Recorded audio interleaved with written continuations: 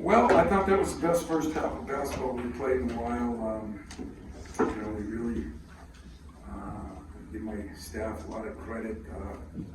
I thought, Fred does some really good things defensively. They trapped that baseline, and we played to it with the ball movement, the hockey assist, the extra passes. And yes, we made shots at the end, but some of them were practice shots because I thought the ball movement was so good. Second half, I thought I was a little disappointed because AJ had played so good, and I just felt like the head died a little bit there in that stretch, and so the body followed it. And to his credit, he bounced back, and all in all, had a very good game. I thought, Joey gets a double-double. I thought Joey missed some good shots. I thought Tyson missed some good shots in the second half, but he had some great ones. I shouldn't say Tyson, Jaden. But we played good defense. We had 24 assists on 31 passes. We got 65 shots up. We only had 9 turnovers. We hurt them bad on the boards, which we haven't done in a while. And all in all, other than missing those shots and shooting 32% second half, I thought it was one of our best halves. I was very concerned about the game. They've been playing really well, and I think Fred's done a hell of a job with this team. Tonight they did make some shots, and I didn't think guarded quite as well, and I think some of that was attributed to our good ball movement. But it was a start, it was a start. Malik just brings a calmness to our team. He wasn't great, but I just feel comfortable when he's in there, and I think we're going to get better. So that's the name of the game right now.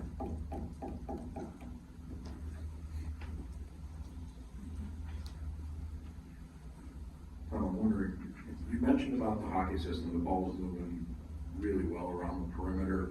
How much does that wear on a defense when they got to chase like that? Well, I think it does wear on the defense, especially when the game plan, they double the post. They're really good at it. They come from baseline side, and we just decided we weren't going to mess with it. We were going to get it out and get it moving. Easier said than done, and this time we did it because they moved so well to the ball. The cross-court passes were open, and yet somebody's got to make those shots. And I thought Joey had some good shots early that he missed, but Tyson, it was fun to see him because he's been struggling. He's not made shots, but he's come in and worked, and we talked about getting a little more arch on the ball, and he was fired up because today he did a good job in the shoot around, and that's why at the end of the game, he just felt good. I was almost thankful. Thanks for the help, and I think that's a big positive with this team right now. So we'll work on the little glitches we had in those stretches, but I thought all in all, the ball movement put us in a position to make good shots. Tom, how much is your confidence growing with this team during this win streak and this performance and, being healthy? Are you seeing how good this team could be? I don't know yet. I'm not confident in this team yet. We had one good game. We played decent these last couple of games, but the competition hasn't been the same as it was, during that 11 games in 30 days, or 9 of the games. So, but I don't think Malik's anywhere near the guy he's going to be.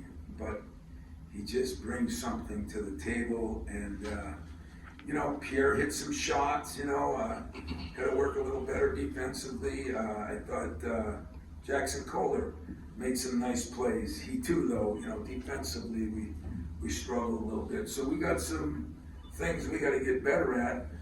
But I like the fact that I think the ceiling's a lot higher than it was a couple weeks ago, and most of that is getting those two guys back healthy. Tom, with Tyson and having him off the ball as much as you're able to, how much is that is Holloman being able to use him and not needing Tyson as the backup? And then is that the most you've run Tyson off screens a lot, but it seemed like you were sort of featuring him a little off the ball for a second. Yeah, we wanted to get the ball moving, and we wanted to get bodies moving. So we did do a better job of that. And Monty, I thought, did a good job calling some of those things. I thought AJ did a good job directing them. We worked together as a team tonight. Everybody, assistant coaches, trainer did a good job because Malik's still doing all right. But as I said, I told our team this, I thought there was a lot of great things, but that stretch in the second half made me realize we're still got some immaturity left in us. And that's what I told him at timeout, that's what I told AJ on the floor, you know. He's gotta be the guy, you know. The team would have strangled a couple guys, you know, and when he gets to that point, but you gotta hold yourself accountable first. And yet we're playing him maybe a few too many minutes. I gotta get Pierre's minutes up, I gotta get Malik's minutes up. And then maybe we get AJ's down a little bit, because he's got to guard the best guy usually and still push the ball. So some of it's probably my fault too. Now, I want to ask about Jackson, how you've seen him progress in the last couple of weeks, and how ready is he kind of for what's ahead for the matchups he's going to have in the next couple of weeks? I don't know how ready he is for the next 17 games, but he's definitely made some progress. And, you know, he's getting in better shape. He still gets tired, but, you know, his offense, he's starting to feel more comfortable offensively, which he really is a good offensive player. And he's starting to, you know, do a few things defensively. I think the one area that I'd like to see him improve on, because he's a very good rebounder. He got 3 tonight, but I thought a couple of those, you know, he has a knack to getting rebounds, even though he doesn't jump high. So I'm very pleased with Jackson. I mean, those freshmen were under fire. You know, they got thrown into a deal, and I don't know how many minutes Jackson played tonight. 14. 14.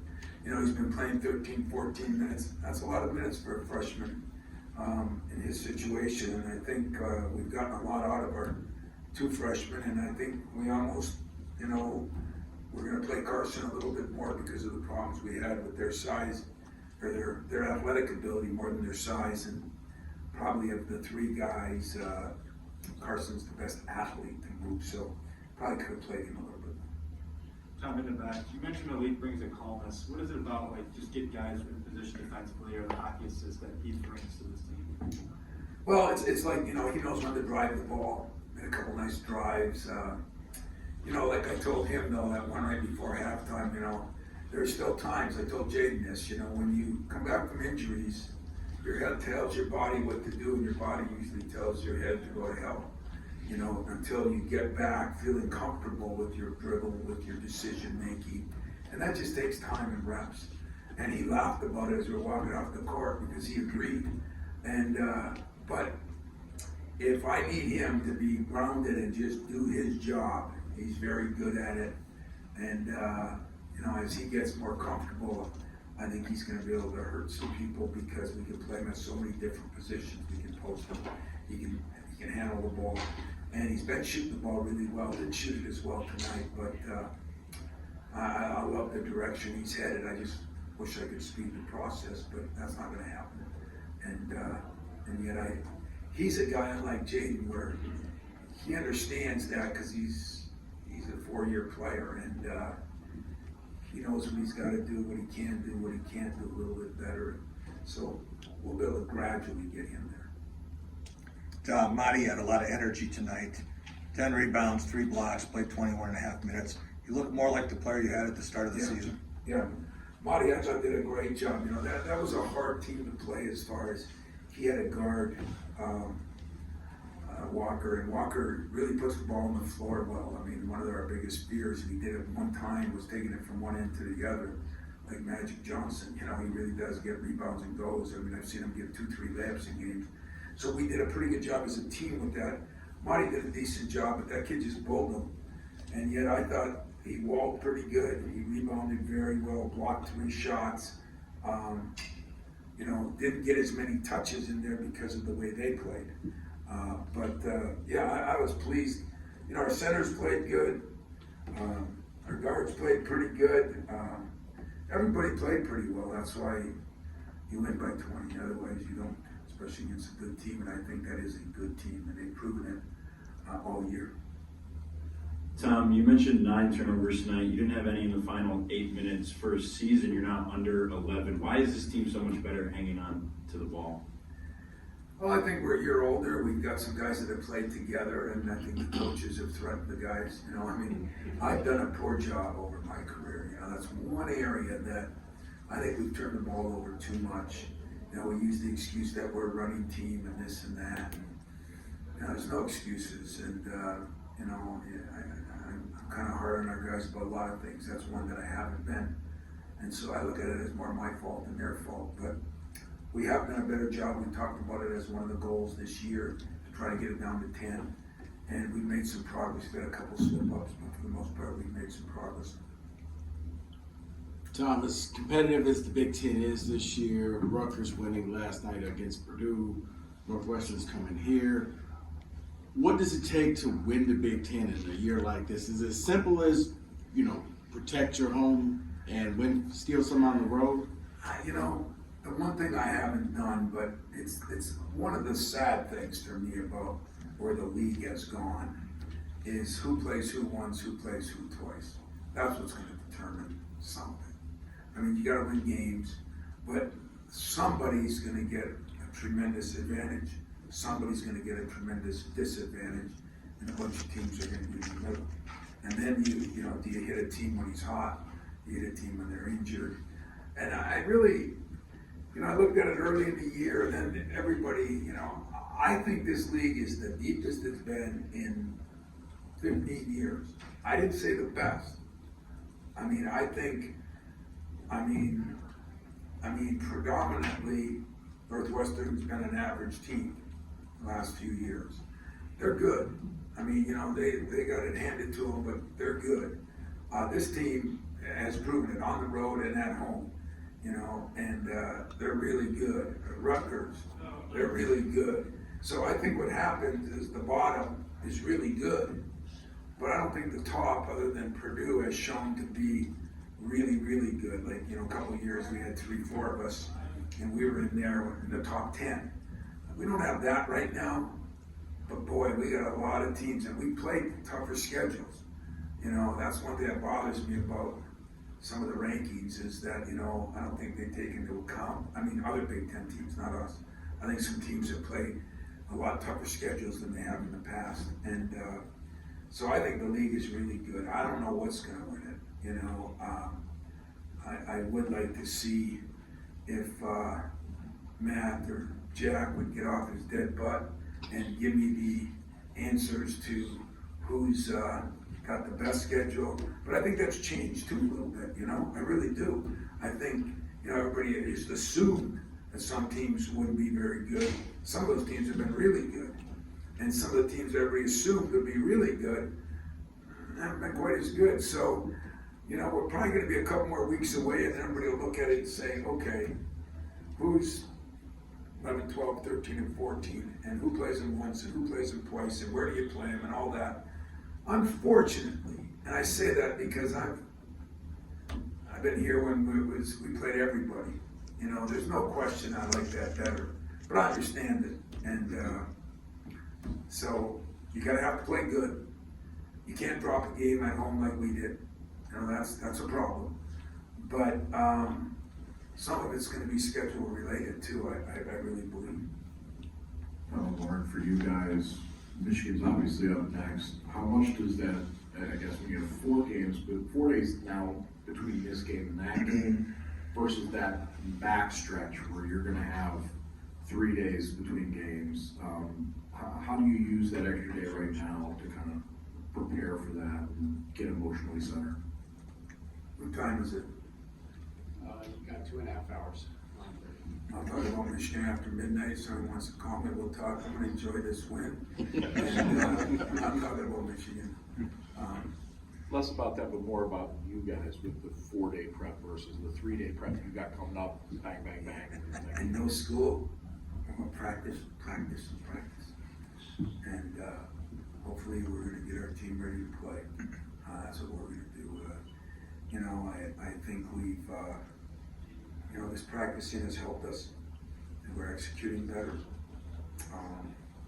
As my 2 assistants said, we had a really bad week, we came back from Portland and we had those 2 games, Notre Dame and Northwestern, and whether we would have won or lost, that's not an excuse, but that was a tough stretch for us, and we were just really worn out, and then we had to get healthy, and we still got to get healthy. So, Malik won't practice every day yet.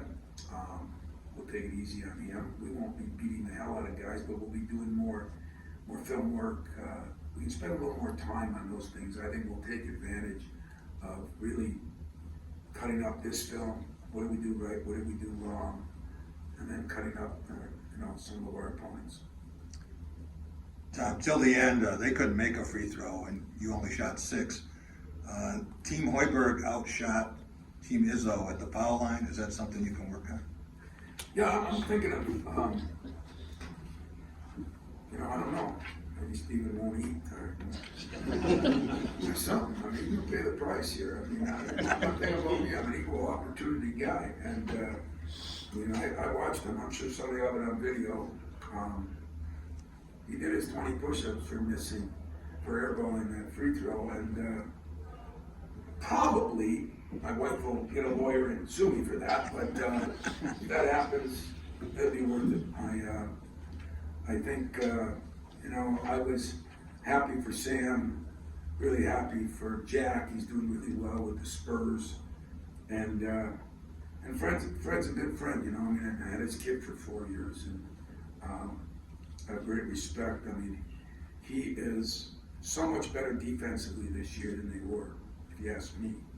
And offensively, he's a mastermind. I mean, he's hard to prepare for. They run a lot of stuff, a lot of good stuff. But like we always say, at the end of the day, shots got to go in. And Sam got Stevens, so Stevens going to be in your shooting free throws tomorrow. See if we can get Sam when we go back down there. On that note, all set? All right, guys, thanks, man. Have a good night. Yeah.